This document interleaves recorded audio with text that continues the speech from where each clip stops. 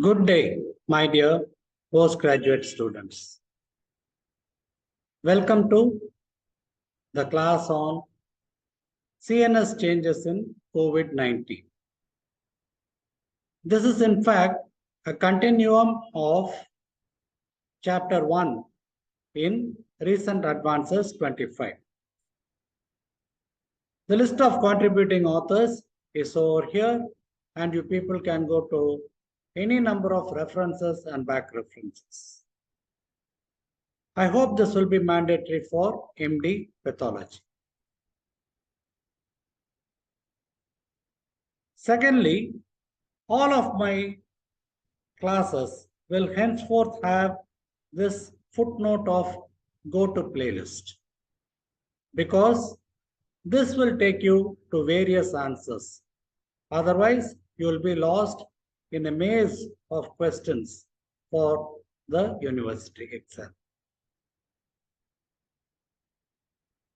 So the class is on the autopsy findings in CNS in a case of COVID victim. Whenever we talk about the changes, there are certain things that it will pre-exist in the patient. They are called the pre-existing diseases. It might be because of a hypoxia, a stroke, a recent infarct, or a prevailing disease then. Subsequently, these may be superimpositions or the newly developed manifestations. Also, we must note that these can be found in any condition whatsoever. Hemorrhages, microthrombi, astrogliosis. Gliosis is fibrosis. T lymphocytic infiltrate and a microglial activation. So these are the changes, pre-existing, and they may be in the present autopsy finding also. But what we are supposed to look for and we should answer in the exam will be the specific changes, which are microglial nodules, neuronophagia, a loss of innervation like think and develop, acute disseminated encephalomyelitis. Meningitis is an inflammation of the meninges common in bacterial infection. Encephalitis is more common in viral infections, and encephalomyelitis is again a manifestation of viral diseases, but this again need not be there due to the infection directly. We shall be seeing that. The olfactory system is one that not only gets affected, but also paves the route for infection of the rest of the brain parenchyma. A search for the SARS-CoV-19 virus has largely been negative in the series of autopsy studies. What then has caused this colossal catastrophe? We shall see. The neurological manifestations of COVID-19, the clinical manifestations. What can the patient be presenting with before death? Anosmia. Anosmia is a total loss of taste. Ageusia is a total loss of sensation per se. Stroke, paralysis, cranial nerve defects. It can be the olfactory nerve or the other nerves. Meningitis, encephalopathy, seizures. These are all quite common. Brain is one we should remember that there is a lot of electrical impulses that are traversing it. And the moment there is a kind of an imbalance, you find that there will be a series of these which can eventually lead to seizures, starting from epilepsy up to meningoencephalitis. In COVID, there can be an exaggerated response to cytokine So in fact, this happens to be the culprit. We shall see how. Coagulopathy. Again, any of the COVID question, you can blindly write the answer of coagulopathy. You people must be remembering. Many a patient who was otherwise well-to-do has succumbed to COVID-19. And the cause would have been either a thrombus, a microthrombi, or sometimes it is a disseminated intravascular coagulation. The other term for this is consumption coagulopathy. So whenever there is such a clot, you find that there is a consumption of the clotting factors, and the patient, you find that the vasculature is blocked at one end, at the other end, there is a free flow of blood extravascularly. And also, based on this, they have evolved a neuro-COVID classification scheme. This particular classification, I have put it like this. Now, what is the basis for the smell and taste loss? There is the infection of the non-neuronal epithelial cells, the normal specialized cells for that region. Injury to the olfactory neurons. Disruption of the brain signaling centers in taste and smell. So in these two, it appears more or less secondary, whereas it can be a primary affection of the brain itself. But at autopsy, it has been seen that there has been no involvement of the olfactory bulb, and also no significant histopathological findings or abnormalities were seen. Of course, all of us know how difficult it is to preserve the brain, and that too in a case of COVID-19, how difficult and challenging it was to perform an autopsy. And remember, retrieving a tissue, preserving it, processing it completely, and then making the histological finding is a Herculean task. Go to playlist. This I am repeating for reasons that are obvious to you people. Continuing with the pathological changes in the COVID-19, there can be a spectrum of fatal changes, such as cerebral, micro and macro hemorrhages. Micro hemorrhages, which may be seen, maybe like a petechia or purpura, or sometimes there can be large blotches of hemorrhage, larger than the ecchymosis. And related to microvascular injury and coagulopathy. What is this injury, etc.? We shall be seeing. Please do remember that there can be astrogliosis and microglial activation. Finally, there can be microglial nodules and neuronophagia. This particular list I have taken great pain in assembling repeatedly because this is what you people should by heart for the exam. All the schematic diagrams are for our understanding, which might be difficult to draw. And what are the various methods of assessment of a COVID-19 tissue or a victim? One is immunohistochemistry. Two is in situ hybridization. Three is targeted quantitative RT-PCR. Then there can be a transmission electron microscopy. So we will at least mention this. We need not know the specific markers, how it has been positive, etc. In fact, many of the findings of COVID will be buried along with the disease. It might not be possible. Whereas there have been so many other diseases which have been found in exhumed bodies, and they have provided knowledge for generations to come. This will be buried along with COVID. Therefore, it is not possible to have highly specific pictures, microphotography, macrophotography, and the findings getting registered in our minds.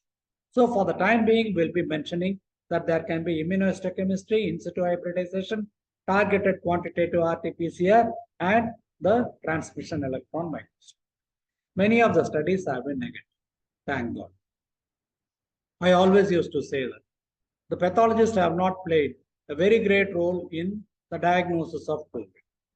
Thank God it was highly contagious that the autopsies were prohibited and the bodies were buried en masse under strict aseptic conditions. So much so that we did not have a chance to serve the public at that time, though the pathologists have done a remarkable role in the diagnosis otherwise, in the form of D-dimer, the other counts, the blood test, as well as posting ourselves to the medicine OP. This is important. You find that there are two pictures that are to follow one after another. So this is the source of reference. And they are all assumptions. Based on the findings, they have again restructured the entire thing. These are derived from this. Look at the enormous work that has been done by these people. So these were the participants as such, and there were many. It is only an MRI finding. As I told you earlier, the pathologists have got a little finding. So it is not autopsy, it can be a live finding as such. There have been groups of people without infection and an equal number of groups with infection. And what are the changes in comparison to each other? So this is how they studied it. Because as I told you earlier, even radiology, this is something new to them. Therefore, only comparison is the way. And they have found that these were the changes. I would like you people to kindly remember what is in the box alone. There is a change in the brain volume. I find that there is a contraction of the ventricles. There is some amount of edema that can be seen. Ventricular volume is again compressed. And the various regions that they have mentioned, such as the olfactory nucleus. You find this is one area that has been affected. Olfactory tubercle, that is another one. Then the orbitofrontal regions, temporal regions. So these are the regions that they have found have shown some kind of shadowy changes, which may not be persistent, but then these have been the findings. So this is just to show you how the various changes in the CNS had been studied by comparison by MRI. Earlier also I had taken a couple of classes on the role of the CT scan and the MRI in neural biopsies or autopsies. This is my age-old friend. You people should be knowing the Trojan horse. So what has happened to this fellow is, it is a war between Trojan. It comes from the country Troy. Troy was being repeatedly defeated and humiliated by Greece.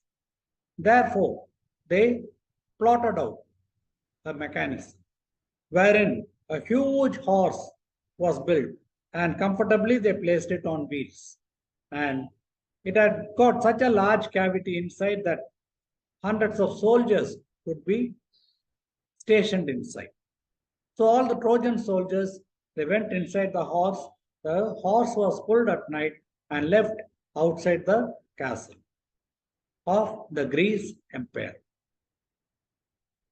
The Grecian soldiers were so enthusiastic on seeing such a huge one, and they were admiring it. They pulled it into their fort and left it there. They studied, looked around, nothing could be identified, but still they were very thrilled. And as usual, people go to sleep at night. It was then the Trojan soldiers, they attacked Greece and captured it. At least that is how the history goes. Now, why am I saying all this nonsense? See what is happening over here. Now, the brain over here is not that easily penetrable. It needs to have particular routes of infection.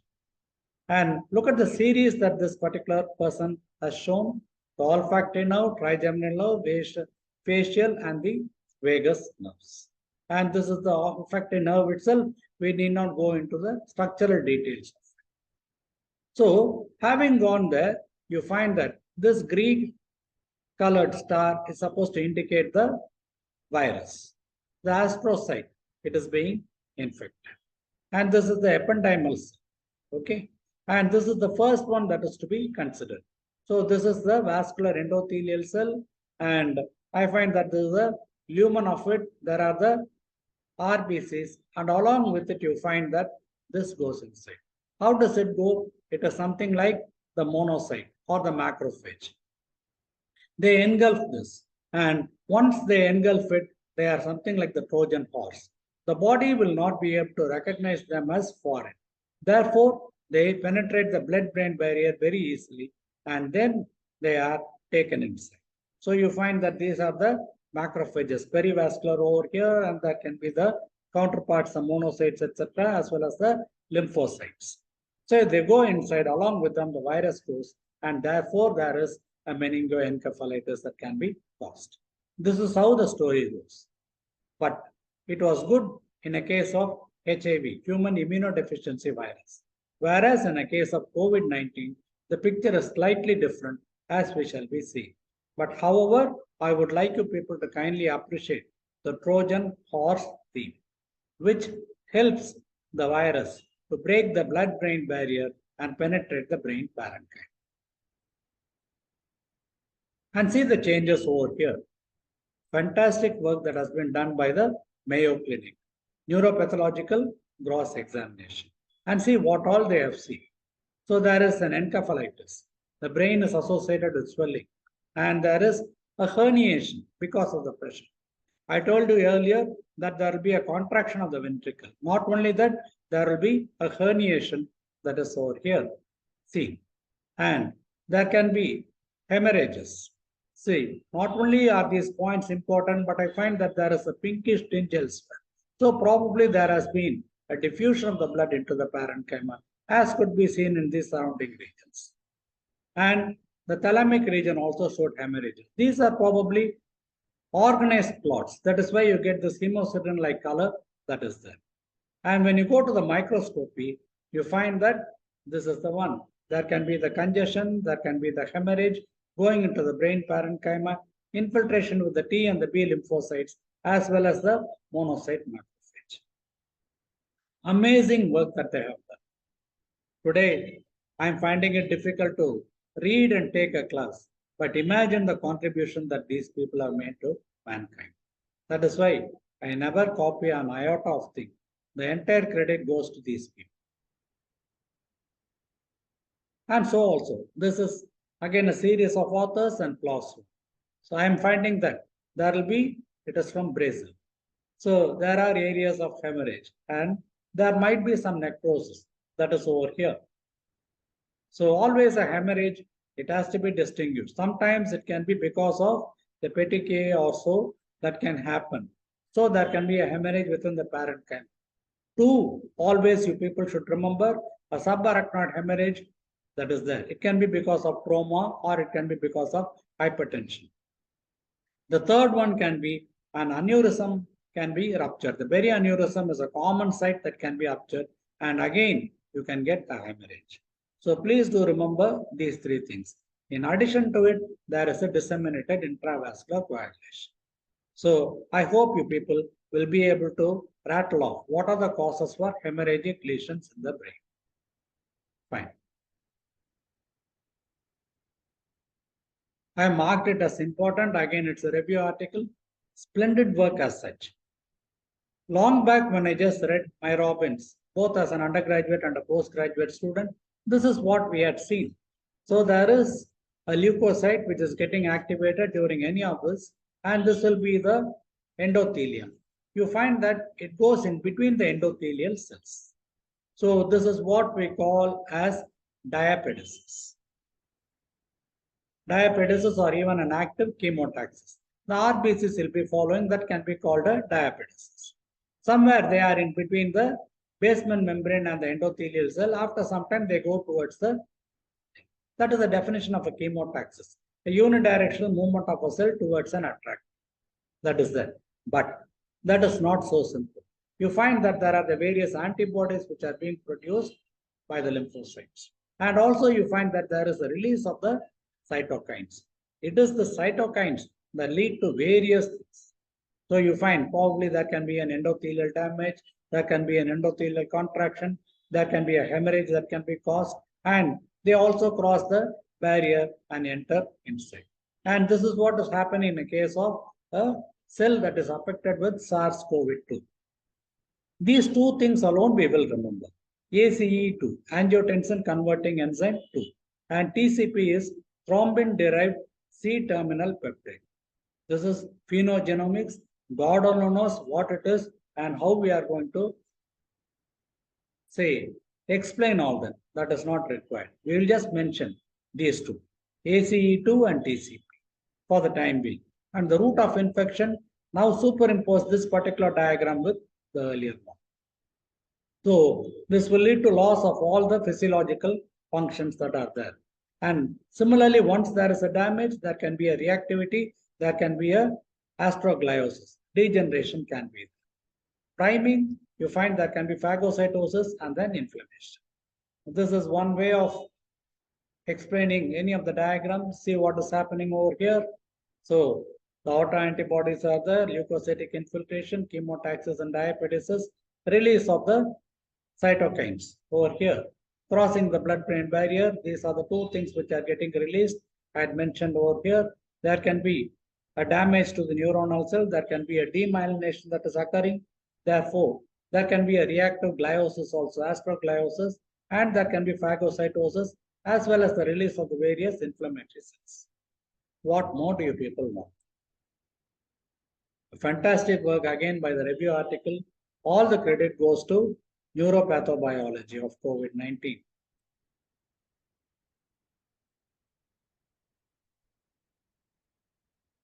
Now, what are the pathogenesis and changes in the brain? This is again a repetition, but it is worth its weight in. Activation of the microglia, we had seen. Infiltration with the T lymphocytes, SARS-CoV-19, they say have been found in 51%, but the author of this particular chapter, they say that there was no positive evidence. Meningeal cytotoxic T cells are seen. And sometimes viral proteins have been found in the cranial nerves originating from the brainstem. Presence of COVID-2 not related to the severity of the disease. That is the classic of this. Most of the changes are because of the devastation that has been caused when it is in the lung itself. As a result of which you find so many mediators have been released, the hyaline membrane has been formed, disseminated coagulation has been put into force, that all the other parenchyma. The author says he has included the kidney and other things also, but I shall be covering that at a later date. I am breaking it. As I told you, when in doubt, divide. There are certain changes such as the chronic changes and acute changes. The acute changes first. Intravascular fibrin thrombi, petechial hemorrhages, acute and subacute infarctions can be there. Hypoxic ischemic changes. In the olfactory bulb, no changes have been seen. In the chronic cases, you find that there can be hypertensive vasculopathy. That is why you find that many of the patients with COVID, suddenly you find that they have recovered totally, but then they die of myocardial infarction. A very common phenomenon in the middle-aged people nowadays. Remote vascular involvement and strokes, Alzheimer's, metabolic gliosis. These go hand in hand. This need not be primarily because of the COVID, but it can be a superimposition. And forget the rest of it. Not a very clear picture as it, but I'm finding a perivascular and then there is the infiltration with the macrophages. Okay, I shall write the same thing. So there is an infiltration of the macrophages and then I find that there is the attack on the neuronal cells. You find that there is a destruction. There can be some amount of gliosis and fibrosis. There is an entanglement which is forming the neuronal nodule, which is classical of this particular one. So cerebral hemorrhages due to microvascular injury and coagulopathy. What are the key points from today's class? The changes depend on the ACE2 receptors and the cytokines. It is not because of the direct damage by the virus. Acute COVID pneumonia, look at this one. It is CNS the question is about, but we can develop our answer by mentioning the COVID pneumonia and the predisposition to patients in admission. The CNS changes do not independently manifest, devoid of the lung changes and so on. Lung changes are very prominent, and ischemic lesions, hemorrhage, microthrombi are important findings. Glial fibrosis, neuronal nodules. I think the author has summarized it beautifully towards the end, but then if people try to read the key points alone, you will be in trouble.